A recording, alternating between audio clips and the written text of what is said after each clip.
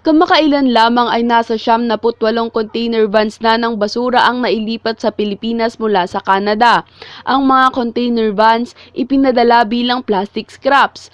Ngunit nang inspeksyonin na lamang pinaghalo-halong nabubulok at di nabubulok na basura ang laman. Bukod sa ilegalang operasyon, idineklara din ng Department of Environment and Natural Resources na possibly hazardous ang mga basura. Panawagan ng grupong Ban Toxic sa gobyerno upang di na maulit ang ganitong pangyayari, aprubahan at pagtibayin ang Basel Ban Amendment.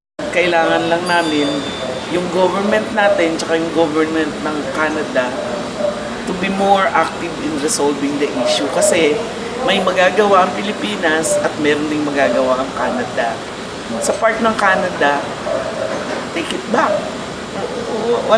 Ang sabi kasi nung una ng Canada, it's a deal between two commercial entities.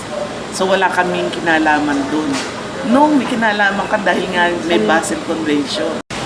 Ang Basel Ban Amendment ay isang amendment sa ilalim ng Basel Convention kung saan ipinagbabawal ang mga mauunlad na bansang tulad ng Canada na maglipat ng kanilang mga basura sa papaunlad pa lamang na bansa tulad ng Pilipinas. Sa kasalukuyan, naaprubahan na ng 45 bansa ang amendment na ito at hinihintay naman ng grupong Ban Toxic ang aksyon ng gobyerno ng Pilipinas ukol dito.